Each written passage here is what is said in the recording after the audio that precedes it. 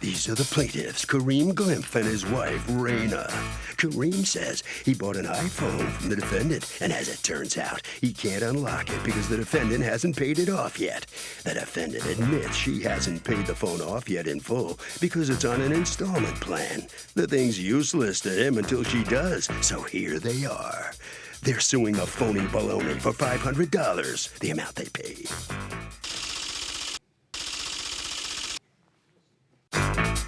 This is the defendant, Alina Oliveras. She says she told the plaintiffs the phone would only work on T-Mobile, which was their carrier, and they purchased the phone from her. A few weeks later, after they bought it, they started complaining because they wanted to switch phone carriers and said the phone wouldn't work.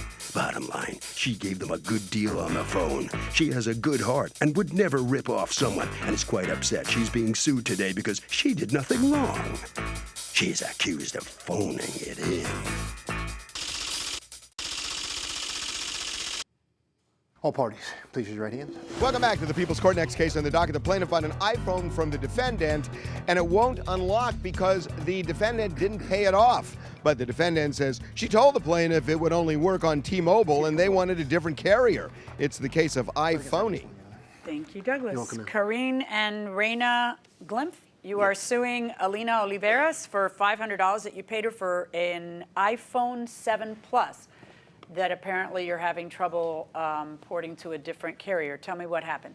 Your Honor, I went on Facebook looking for a new phone. I had a 6 Plus at the time, so I was looking for a new phone, and I found an ad for which the defendant had placed for iPhone. She was asking for $550. $550. How old was the phone? I was actually asking for $600, and it was brand new. Like, And why were you selling it? I had an extra phone. Wait, why did you buy this one if you had another one? What do you mean you had an extra phone? I got it fixed after I got a new phone. Okay. And then what happens? Okay, so I contacted her. I'm always looking for a deal, so I asked her if I can get the phone a little cheaper. $500 is what I asked her for. Okay. And she agreed. She asked me when could I come get it. I told her I'd come right now. So I started to come out to meet her. She said to me that we would meet at a T-Mobile store, which so I go into the store. I met the defendant, and we went into the store, and I asked the clerk behind the counter, is everything all right with the phone, because I had previous problems with it, so I thought I was safe talking to the clerk. So I went in there, and the guy looked. He did something on the computer screen. I'm not sure, but he said the phone is fine. So I said, okay. I felt good. I was with my wife at the time. We went to an ATM machine. I had my wife go in, grab the money. She paid the defendant, and we took the phone. And then? So afterwards, a week later, she did. Now I do want to say that she did say something about unlocking the phone, but she wanted me to pay her extra $50 to unlock the phone. So I didn't see any reason. I asked her if that's how much it costs. She said no, she doesn't. She's not sure. So, she was gonna find out, and then I just would pay her that money. So I didn't see any reason to pay extra money. So I said, I'll figure it out myself. So when my wife decided to go switch carriers, we as a family was gonna switch carriers. So we went to a Cricket store, and we tried to get the phone put over to Cricket carrier, excuse me. And they said no because the phone... Well, they actually had to call the T-Mobile store. They had to find out what was going on. They talked to them. And what was going on is that the phone hadn't been paid for yet because it was on an installment Well, they plan. found out. Is that they correct? found out because they had to call the defendant. They had to actually call. So why didn't you pay off the phone with the money that he gave you? I had just gave birth. I gave birth, and I needed money. Okay. And he said he had a T-Mobile SIM card, and that. But what it is would it? be What needs to unnecessary happen unlock for it to be able to be transferred to a different carrier? You need to finish paying it off. Yeah. How much do you have left? I'm not too sure.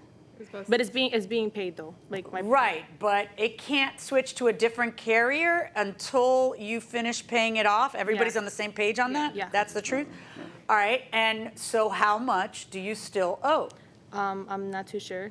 Oh, well, that's the kind, you didn't think I might ask you that? No, well, last that's time I what the checked, last last about. time it was like 630 for the Right, phone so, so in other words, you sold him a phone that he can only use with T-Mobile. Yeah. And so what is your defense then? That he knew that? Yeah, he knew it was for T-Mobile. He went there and, you know, I know you guys met there, and I know he had T-Mobile, but at any point in time, did you explain to him, I haven't paid this phone off? no, not even the clerk said, like he said everything was fine with the phone, you know. And he even asked him if he could unlock it, and he said that it wouldn't be a problem. You mean in the future to unlock it? Yeah. Yeah, but how can it not be a problem? It is a problem. We found out now it is a Yeah, problem. So after- when he bought it, everybody, including you, I guess, thought it wouldn't be a problem. Yeah. But as we've learned, it's a problem. So does it make sense to buy a phone from somebody when they haven't paid off the bill on the existing phone? No, I don't think so at all. I just think the original owner is responsible for any money that's still left on the bill. Would you buy a phone from somebody else, period, as opposed to just going to the store or buying it online? No, I wouldn't.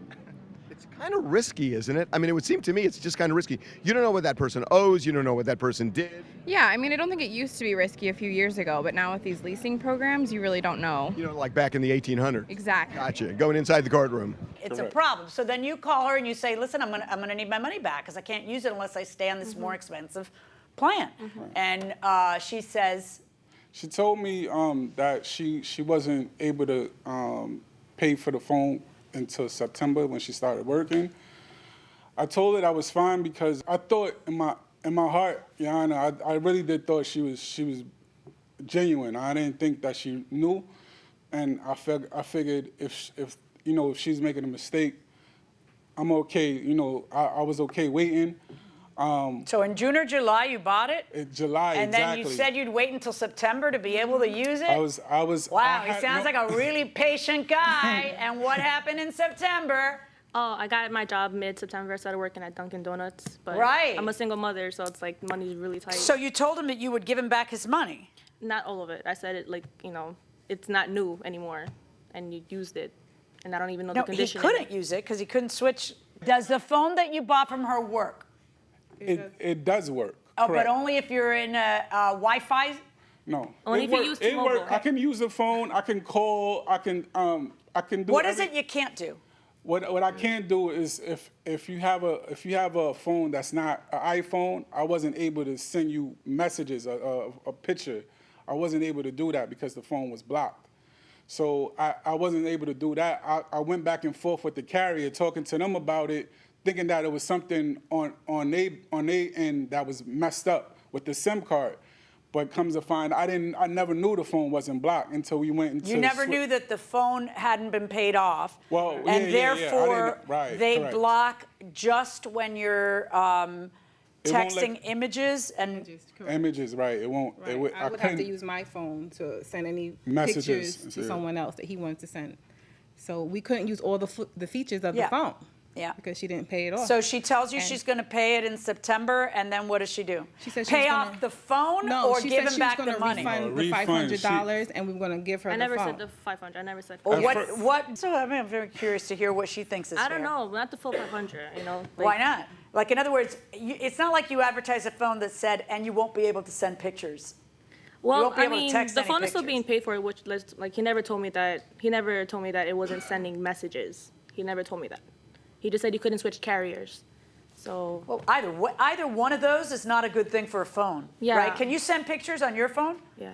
Yeah. And you can switch carriers on your phone, No, right? but I also asked him about the extra $50 because I would have went and asked him myself. I would have been able to figure out that he could. Why would you need an extra $50 to figure out that you didn't pay off the phone? You At know the you didn't pay it time, off. at the time it was like 600, I believe. 600 it was owed on the phone. You wanted him to give you another $50. Yeah, but that doesn't make any sense because you didn't use a penny of the $500 he gave you towards paying off the phone. You already told me that. Well, yeah, because I wanted to. Okay, well then don't say that you would have paid off the phone because I'm not going to believe you since you didn't pay off any of the phone. So I'm going to order you to return the $500 to Mr. and Mrs. Glimpf, and I'm going to order you to return the phone. Okay? That's my verdict. Good luck, folks. So in effect, the deal gets undone, Miss Oliveris. You got to give them the money back. You okay? That's all right. You're going to get the phone back again? Yeah, I didn't think I was gonna get the phone back. That's why I was more worried, but thankfully I am. So. Okay, very good. Looks like you got a skull on your Oh, it chest has here. flowers on it. Oh, is that what it is? Yeah. All right. Thank you very much. Okay, you must sign a few documents. Now comes Mr. and Ms. Glimpf are on their way out of the courtroom. Well, you're going to be able to start all over again from scratch. Is that all right? Yeah, I'm just gonna do what I have to do and just be more cautious of who I buy a phone from, and make sure that it's unlocked and not somebody having to pay for more. You know. Well, I think you've learned a valuable lesson here. No question about it. Absolutely. This is my second time, but You gotta watch out. You gotta be more careful. I know. Okay, well, good luck. All All right, right. no problem. You're smiling for the camera. You're all right. Okay, very good. Harvey? Okay, this is time for a 20-second lesson, and the lesson is this. If you've got a really legitimate dispute, take it to court, and you don't have to get mad at the other person, but let a judge decide who's right and who's wrong. This is a case that never should have gone to court. The defendant here has absolutely no defense. It's stupid, it's a waste of time, and at a point, save your own time and money and just settle it.